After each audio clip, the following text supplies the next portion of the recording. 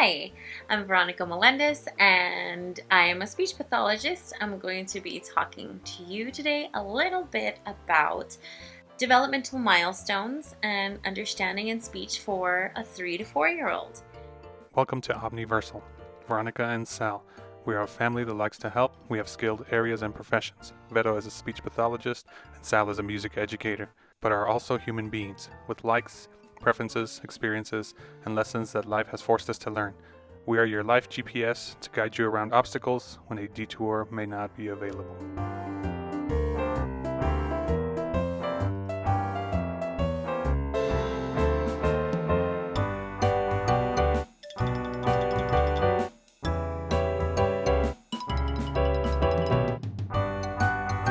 So, this topic reminds me of a situation that I just saw, I want to say maybe 2 weeks ago. Um, I was seeing this little girl, and she's about 4 years old, a little older than four, and she's in a shopping cart at a store. I don't even know what store it was, honestly. And she goes, "Ma, kitchen!" And I see the mom kind of like stop the cart and like, what is she talking about? She goes, "Mama, kitchen!" And she's so excited. And in the background, like next to her, I can see that she's looking at this like doll kitchen or like this play kitchen. And she's super excited about it. And the mom turns and looks at her and she's like, "No, we're not in a kitchen." And I was like, oh man, I already saw that there was going to be this like breakdown because this child has already told her mom that she wants to see the kitchen, but she didn't use all of those words. And the mom is like, "What kitchen are you talking about? There's no kitchen around here," because mom didn't see it. And this little girl just takes the biggest deep breath that she possibly could and goes, "Mama, kitchen!" And the mom is like, "Shh," right? So she starts shushing the little girl. And I was like, oh my goodness gracious. Right? And so the mom stops the cart because she wants to yell at the little girl for saying "Mama kitchen" at the top of her lungs. And I can literally see people turning around and looking at her. And I tell the little girl, "Where is the kitchen?" And she points. And it's like, okay, let's tell Mama that you want to see the kitchen. And the little girl says, she looks at me like, "Well, how am I going to do that? I don't know how to talk, lady." And I said, "Mama, see kitchen, please." And the little girl turns and she looks at her mom and she says, "Mama, see kitchen, please." And she points to the kitchen. And I thought it was just kind of hilarious because there was just such this communication breakdown. And it was almost on the verge of a meltdown, too, because this little girl saw that this kitchen was going away, right? And like she was never going to see it in her life again. And her mom had no idea what she was saying. So she was super mad. And it was just fascinating. So I bring this story up because this little girl had just no, she's been for I don't know, 4 and 3 months, 4 and 4 months, something like that. So my patient has been diagnosed already. She does have a receptive and expressive language delay. And in this specific case, it's unfortunate, but it has happened because there has been a big time lack of play and attention to this child. Um, it's changing now. It's totally positive now, but there were some big breakdowns. And she also hadn't really had the opportunity to speak. She does have older siblings and they speak for her, so she doesn't need to.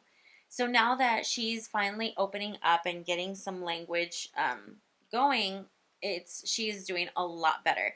But I'll come back to her case in a little bit. If you hear "Mama Kitchen," in our previous video, we addressed that this is typical for 2 to 3-year-olds. And that's where you'll see "Mama Kitchen" as an appropriate response or a request or to the parent. Now that this little girl is 4 years old, that's primitive, right? So you want to hear, "Mama, can I see the kitchen?" or "Mama, look, a kitchen," from this specific child. So check out our 2 to 3 year old video if your kiddo or little one is in that section, or if your little one is older and not producing what I'm going to be sharing with you. Another video that we have done is our Spanish alphabet sounds. You can elaborate on those sounds and words and print them out if you need to. They're on our website, and go with it. Elaborate on it. There's like the first one is like amo, and you can say te amo, right? So you've added 2 words. Or you see a heart and say, "Oh, look, a red heart," or "I see a red heart." That's already starting to give your child a little bit more. So I'm going to go ahead and continue, and I'm going to tell you all about a typical developing 2 to 3 year old and what we're looking for. Remember that children develop at their own rate. Your child might not have all of these skills until the end of the age range. And if you're not seeing any of these and you can't say like, "Oh yeah, they do that," to a bit of them, or if you're saying no, they don't do that, and they don't do that, and there's a whole lot of them that they're not doing, then reach out to a speech pathologist, reach out to their pediatrician, and we will stand by you, support you, and get you the help that you need. Speech pathology is really fun. Speech therapy is fun for the kiddo and for the parent, and it's good to get the ball rolling for them. All right, so a typical 2 to 3 year old will respond when you call them from another room. They understand words for some colors like red and blue and green. They understand some shapes like circles, squares, heart, star. They understand words for family like brother, and grandma, and sister, and by now they do label dog, cat, right? So for speech for a 2 to 3 year old, you're looking that they're going to answer simple who, what, and where questions. You're going to listen that they can start to rhyme, like hat and cat and mat, using pronouns like I, you, me, we, and they. I work with this a ton. And it's always very difficult. It's a very difficult concept for a lot of people to grasp, or for the little ones to grasp. You can get their hand and show them I, relating to themselves, or me, and then you can have them point or gesture however you are comfortable for you or they. They should have some plurals like toys, dogs, cars. Most people should understand what your little one says by now. There's gonna be some sounds that aren't being produced, but they can still get their point across to a stranger, and the stranger will be like, "Oh, I totally understand what they're saying," or "What was that? I got this," but fill in the rest. They ask when and how questions now. So like, with my little one, he's been playing with these water toys that you pour the water and the thing spins, and he's like, "Well, how is it spinning?" Right? And so they want to figure out how things are actually working.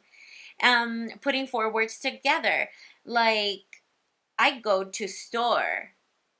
So you're gonna hear the ed, I goed, as an overgeneralization. That's fine at this point. But 4 words together, like that little girl that we were talking about, she should have said something like, "I want see kitchen. I want to see the kitchen," instead of "Mama, kitchen," right? So 2 compared to the 4 words. They're going to talk about what happened during the day. And they use about 4 sentences at a time. That's their typical little paragraphs that they're going to be using. to encourage all of these behaviors that I'm telling you about that are favorable during this time period is making silly pictures, having things rhyme, like cutting out a picture of a rat and then putting a hat on top of it. Oh, the rat has a hat. Ha ha ha. It's so funny. That's silly, right? And so you're going to show them that these things are silly and start to encourage different kinds of thinking with them. You're going to sort categories. So in the last video, I also mentioned categories and having them show you these are all shapes, these are all animals, these are all drinks. That's super important by now. They should be getting all of those categories. There are several different books also that I might mention in a little bit. I'll give you some books that I think are really great for that and some different activities that you can do.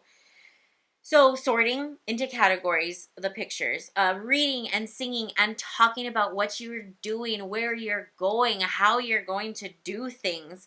That has not changed since the very first video. You want to keep on doing that all the time. It's just such a good learning experience because our world is constantly changing.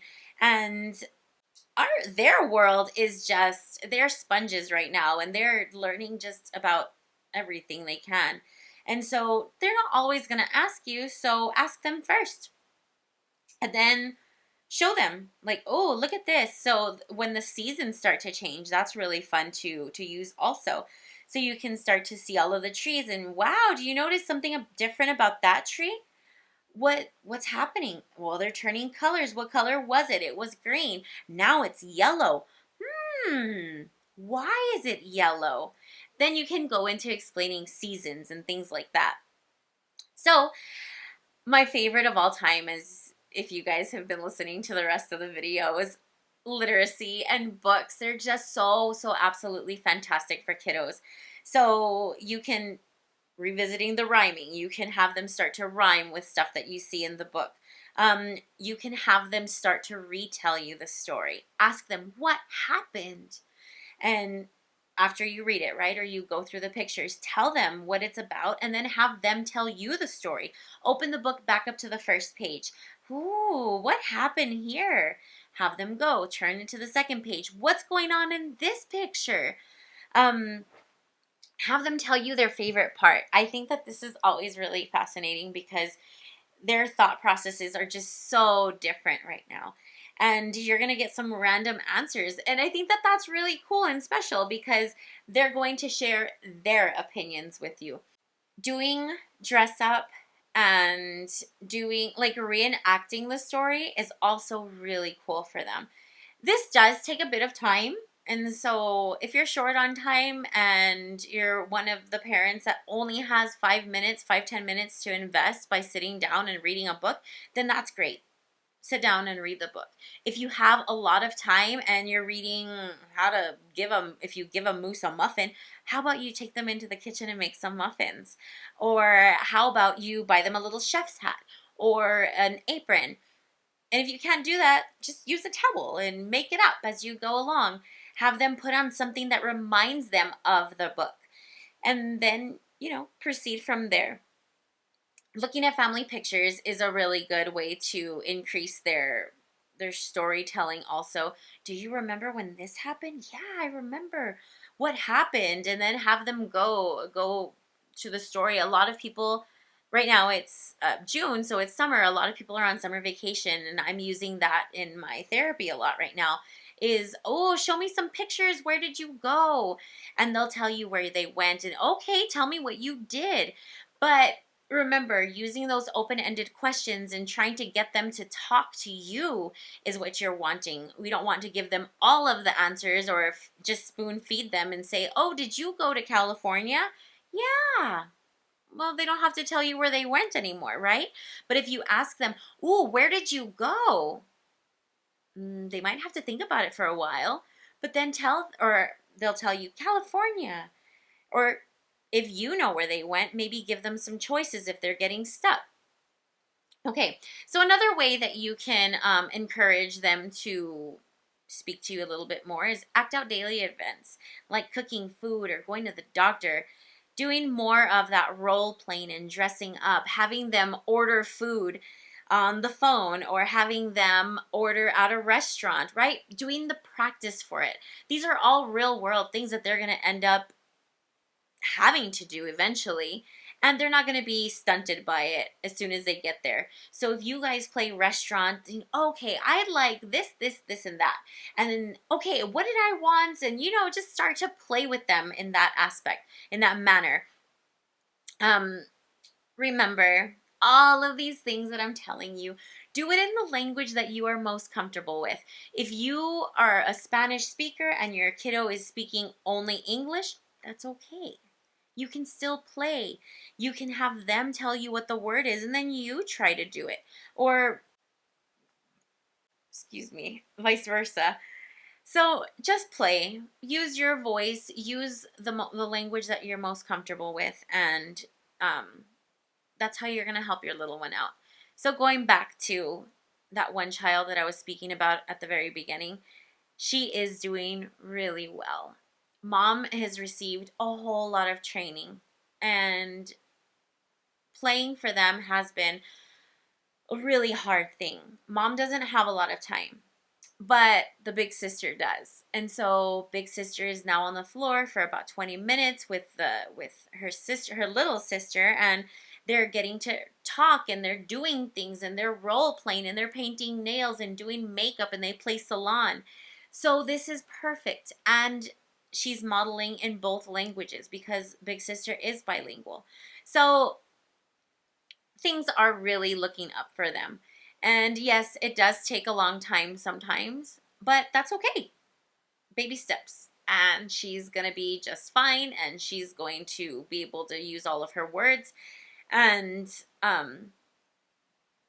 it's a beautiful thing to be able to use your language, and for these little ones to be able to express themselves. And so that's why we're here, right? Is to get more information. By you watching this video all the way till 16 minutes that it's been, it shows that you have some interest in it, and that's amazing, and it's perfect. And I wish you all the success with your little ones. If you did enjoy this and you did use some of the information that I gave you, please be in touch with us on Instagram, Facebook, TikTok. Email us. I'm always very excited to talk about my profession and different stories of what's going on in people's lives. And so I'm here to support y'all. And our next video that we're going to be doing is 4 to 5 year olds milestones development. And that'll be the finale. I'm only going to go up to age 5 with these developmental videos. I did tell you earlier that I was going to tell you about some products.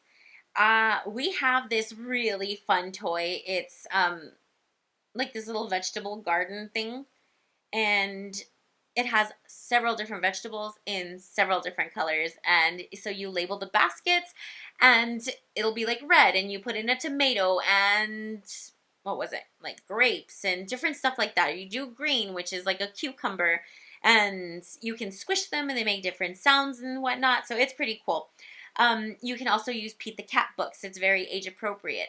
Pete the Cat books have a little label on the corner, so it'll tell you if it's for kinder, pre-K, first grade. And like I said before, you don't have to rely on that. I'm hoping to eventually make a video on how to read books without having to read the words. As soon as I get a break, I'll try to get to that one. Pete the Cat books are fantastic. And to get your rhyming in, which is very appropriate for this age level, use your Dr. Seuss books. They're very, very easy to find.